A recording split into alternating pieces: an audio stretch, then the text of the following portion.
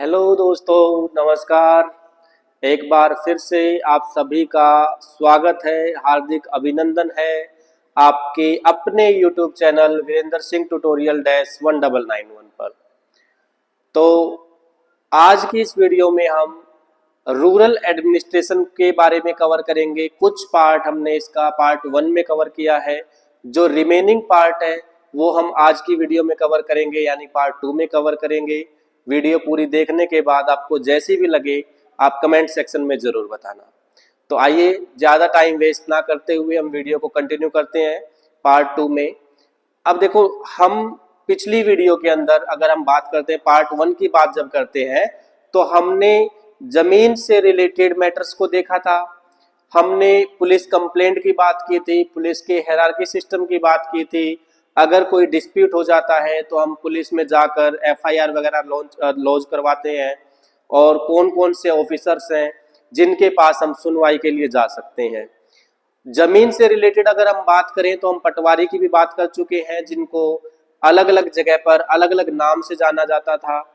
कुछ जगह पर इनको लेखपाल के नाम से जानते थे, कुछ जगह इनको कानूनगो के नाम से जानते थे, तो कुछ जगह इनको पटवारी के नाम से जाना जाता था। अलग अलग इनके नाम थे। अब उसी के आगे हम फॉरवर्ड करते हैं। अब देखो, पटवारी जो था उनके पास रिस्पॉन्सिबिलिटी थी ग्रुप ऑफ विलेज के लैंड रिकॉर्ड को मेंटेन करने की, यानी कि कुछ गांव के रिकॉर्ड को मेंटेन करने का काम, उनको सुपरवाइज करने का काम, लैंड मेजरिंग का काम पटवारी का होता था। अब उसको आगे हम फर्दर देखते हैं तो हमारे इंडिया के अंदर, हमारे भारत देश के अंदर कुल मिला के 28 स्टेट्स हैं। हमारे भारत के अंदर कुल मिलाकर 28 स्टेट्स हैं और 8 यूनियन टेरिटरीज हैं। तो इन इंडिया जो एक कंट्री है उसको हमने टोटल 36 पार्ट्स में डिवाइड कर दिया, 28 स्टेट्स एंड 8 यूनियन टेरिटरी। और अगर हम स्टेट्स की बात करते हैं तो इन स्टेट्स को आगे फर्दर हम डिवाइड करते हैं डिस्ट्रिक्ट के अंदर, और डिस्ट्रिक्ट को आगे और हम आगे बात करते हैं तो इनको सब डिवीजन के अंदर डिवाइड करते हैं। अगर हम जमीन से रिलेटेड मैटर्स की बात करते हैं तो डिस्ट्रिक्ट को सब डिवीजन के अंदर डिवाइड किया जाता है, जिनको अलग अलग जगह पर अलग अलग नाम से जानते हैं। कुछ जगह पर सब डिवीजन को तहसील का नाम दे देते हैं, तो कुछ जगह इसको तालुका का नाम दे देते हैं। डिस्ट्रिक्ट को डिस्ट्रिक्ट ही बोला जाता है, हिंदी में इसको जिला बोला जाता है। तो तहसील जो बनेगी, जो सब डिवीजन बनेगा उसको तहसील भी कह देते हैं, तो कुछ जगह इनको तालुका का नाम दिया जाता है। और इन जगह पर डिस्ट्रिक्ट की बात करें या फिर हम तहसील की बात करें, दोनों ही जगह पर अगर लैंड की बात की जाए, जमीन की बात की जाए, तो दोनों ही जगह पर अलग अलग ऑफिसर्स हैं जो इस मैटर को मैनेज करते हैं या सुपरवाइज करते हैं। अगर हम डिस्ट्रिक्ट लेवल की बात करते हैं तो लैंड से रिलेटेड कोई भी मैटर है तो उस मैटर को मैनेज करने का काम, उस मैटर को सुपरवाइज करने का काम डिस्ट्रिक्ट कलेक्टर का होता है। जबकि यही बात हम तहसील की बात करते हैं, तालुका की बात करते हैं, तो तालुका के अंदर जो रिवेन्यू ऑफिसर होता है उसको हम तहसीलदार का नाम देते हैं। तो तहसीलदार उस पूरे के पूरे एरिया की लैंड रिकॉर्ड जो पटवारी ने इकट्ठा किया था, कलेक्ट किया था, उसको सुपरवाइज करने का काम करता है।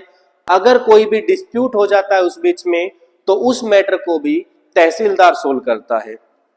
तो यही सब चीजें मैंने पार्ट 2 में अभी फिलहाल बताई है कि इंडिया जो है, India is divided into 28 states and 8 union territories.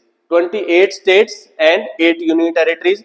बेटा आपको ये 28 स्टेट्स के नाम और ये जो 8 यूनियन टेरिटरी है ये भी, इनके नाम, इनकी कैपिटल आप सबको आनी चाहिए। ये बेसिक सी चीजें हैं हमारे इंडिया के बारे में, ये आपको पता होनी ही चाहिए। मुझे पूरा यकीन है कि आप लोगों को पता है, फिर भी इन केस किसी बच्चे को नहीं पता तो ये चीजें आपको याद रहनी चाहिए हमेशा ही। उसके बाद जो स्टेट्स हैं वो डिवाइड किस में हो जाते हैं? डिस्ट्रिक्ट में। सबसे ऊपर हमारा एक देश, एक देश में से हमने 28 स्टेट्स और 8 यूनियन टेरिटरी डिवाइड कर लिए, और फिर उस एक स्टेट में से हमने और आगे फर्दर डिस्ट्रिक्ट को डिवाइड कर लिया। डिस्ट्रिक्ट को फिर आगे तहसील के अंदर या तालुका के अंदर डिवाइड कर दिया। तो ये ऐसे हमारा फ्लो चार्ट बन जाता है।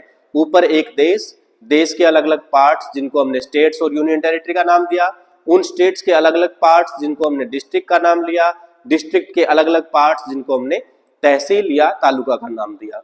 तो अलग अलग जगह पर लैंड से रिलेटेड जो मैटर हैं उनको सोल्व करने वाले ऑफिसर्स भी अलग अलग हैं। जैसे हमने तहसील की अभी बात की, पहले शुरुआत में हमने गांव की बात की थी, तो गांव के अंदर पटवारी का काम था लैंड रिकॉर्ड का मेंटेन करने का या लैंड को मेजर करने का। फिर हम डिस्ट्रिक्ट लेवल पे पहुंचे तो डिस्ट्रिक्ट लेवल पे तहसीलदार ने उस सारे काम को संभाला। फिर हम तहसील में गए तो तहसीलदार ने संभाला, फिर डिस्ट्रिक्ट में गए तो डिस्ट्रिक्ट कलेक्टर ने संभाला। ये सारा काम उन्होंने देखा है। तो लैंड से रिलेटेड जो मैटर्स हैं उनको मैनेज करने के लिए डिस्ट्रिक्ट को हमने किस में डिवाइड कर दिया, सब डिवाइड कर दिया किसके अंदर, तहसील या तालुका के अंदर। तहसील की बात करें तो तहसील के अंदर जो भी लैंड से रिलेटेड मैटर्स हैं उनको कौन सोल्व करेगा, तहसीलदार। कोई भी इशू, कोई डिस्प्यूट बन जाता है तो तहसीलदार के पास हम जाएंगे। और अगर डिस्ट्रिक्ट की बात की जाए, वहां पर लैंड से रिलेटेड कोई भी मैटर आ जाए, डिस्प्यूट बन जाए, तो उसको सोल्व करने का काम किसका होगा, डिस्ट्रिक्ट कलेक्टर का काम होगा। आगे देखते हैं। अब ये जो जमीन के ऊपर डिस्प्यूट हो गया, अब डिस्प्यूट होने की मेन वजह क्या होती थी, पहले के टाइम पर अगर हम 2005 से पहले की बात करते हैं, 2005 से पहले की बात करते हैं, तो जो जमीन जो थी, जो एग्रीकल्चरल लैंड थी, वो अगर किसी एक इंसान के नाम पर है, मान के चलते हैं कि मेरे नाम पर कोई जमीन है और जब मैं एक्सपायर हो जाऊंगा, मैं मर जाऊंगा, तो मेरे जो बच्चे होंगे, जो मेरे लड़का लड़की जो भी होंगे, उनके अंदर वो डिवाइड होगी। पहले के टाइम पर अगर मैं बात करता हूं तो पहले के टाइम पर ये जो जमीन थी, एग्रीकल्चरल लैंड जो थी, ये सिर्फ और सिर्फ लड़कों के अंदर डिवाइड होती थी। मान के चलते किसी एक आदमी के 5 बच्चे हैं, तो 5 बच्चों में 3 लड़के हैं, 2 लड़कियां हैं, तो उन 3 लड़कों में डिवाइड हो जाती थी। लड़कियों को जमीन का हिस्सा नहीं दिया जाता था पहले के टाइम पर। लेकिन इसी चीज को मैनेज करने के लिए इस जो रिचुअल्स जो चले हुए थे, जो प्रथा चली हुई थी, जो गलत प्रथा चली हुई थी, ये कह सकते हैं, तो इसको ठीक करने के लिए एक नया कानून पास किया गया और उस कानून का नाम है Hindu succession amendment act. Hindu succession amendment act 2005। Hindu succession amendment act 2005। इसके अंदर क्या बताया गया है, इसमें इतना बताया गया कि नॉर्मली हम जब खेतों की बात करते हैं, एग्रीकल्चर लैंड की बात करते हैं या एग्रीकल्चर वर्क की बात जब हम करते हैं, तो खेतों के अंदर जब किसान काम करते हैं तो पुरुषों के साथ साथ, मेल के साथ साथ फीमेल भी आपको काम करते हुए दिखाई देंगी। लेकिन ऐसा लगभग ना के बराबर होगा कि वो एग्रीकल्चर लैंड किसी फीमेल के नाम पर हो, उसको ओन करती हो, उस प्रॉपर्टी की जो ओनर है वो कोई फीमेल हो। ऐसा बहुत ही कम आपको देखने को मिलेगा, या फिर ये कह सकते हैं कि आपको देखने को मिलेगा ही नहीं। ज्यादातर जो एग्रीकल्चर लैंड है वो मेल के नाम पर रहती है, उस किसी की भी घर के पुरुष के नाम पर रहती है, मेल पर्सन के पास, या उसकी ओनरशिप रहती है, मिल्कियत रहती है। अब इसी चीज को चेंज किया, न्यू जो हिंदू सक्सेशन एक्ट जो बना, अमेंडमेंट एक्ट 2005 में जो बना, उसमें इस चीज को चेंज कर दिया और इसमें बताया गया कि अगर किसी एक इंसान के नाम पर कोई एग्रीकल्चर लैंड है और किसी भी वजह से उसकी मृत्यु हो जाती है, उस इंसान की मृत्यु हो जाती है, तो जो जमीन है वो जमीन सभी बच्चों के अंदर इक्वली डिवाइड होगी, सभी बच्चों के अंदर और बच्चों की मम्मी के पास भी। यानी कि मान के चलते हैं कि एक इंसान है, उसके पास 4 एकड़ जमीन है, ऐसा हम मान के चलते हैं कि कोई इंसान है, उसके पास 4 एकड़ जमीन है और उसकी एक लड़का है, 2 लड़कियां हैं, 3 बच्चे हैं उस इंसान के, एक लड़का 2 लड़कियां, और किसी भी वजह से वो इंसान एक्सपायर हो जाता है, मर जाता है। तो मरने के बाद उस जमीन को अब एक हिस्से में नहीं डिवाइड करेंगे, एक लड़के के पास नहीं करेंगे, उसमें एक हिस्सा लड़के का रहेगा, 2 हिस्से लड़कियों के रहेंगे क्योंकि लड़कियां 2 थी, और एक हिस्सा इन तीनों बच्चों की जो माँ है, जो इनकी मम्मी है, जो इनकी मदर है, उसका भी रहेगा। यानी कि अब नए कानून के अकॉर्डिंग जमीन 4 हिस्सों में डिवाइड हो जाएगी।